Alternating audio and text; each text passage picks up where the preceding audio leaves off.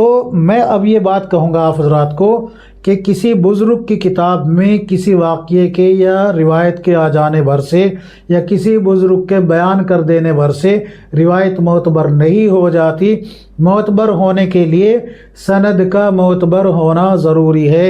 اگر سند معتبر نہیں ہے تو پھر واقعہ یا روایت کوئی بھی بیان کرنے کی اجازت نہیں ہے، پھر چاہے وہ کتنے ہی بڑے بزرگ نے بیان کی ہو یا کتنے ہی بڑے بزرگ کی کتاب میں کیوں نہ آ گئی ہو۔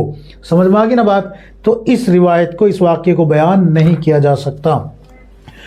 دوسری روایت بھی سن لیجئے، رسول اللہ صلی اللہ علیہ وسلم کی طرف منسوب کر کے یہ بیان کیا جاتا ہے کہ اللہ کے نبی صلی اللہ علیہ وسلم نے فرمایا، جب کوئی بیوی اپنے خاوند کو دیکھ کر مسکراتی ہے اور خاوند بیوی کو دیکھ کر مسکراتا ہے تو اللہ تبارک و تعالی ان دونوں کو دیکھ کر مسکراتا ہے۔ آپ نے سنی ہوگی یہ روایت، اور میرے حساب سے جو چھوٹی موٹی کتابیں ہیں اردو کی ان میں آپ حضرات نے شاید پڑھی بھی ہو۔ تو کیا ہے اس روایت کی حقیقت؟ تلاش و سیار کے باوجود یہ روایت سندن تاحال ہمیں کہیں نہیں مل سکی، اور جب تک اس کی کوئی معتبر سند نہ مل جائے اس کو بیان کرنا موقوف رکھا جائے، یعنی کہ اس کو بیان نہ کیا جائے۔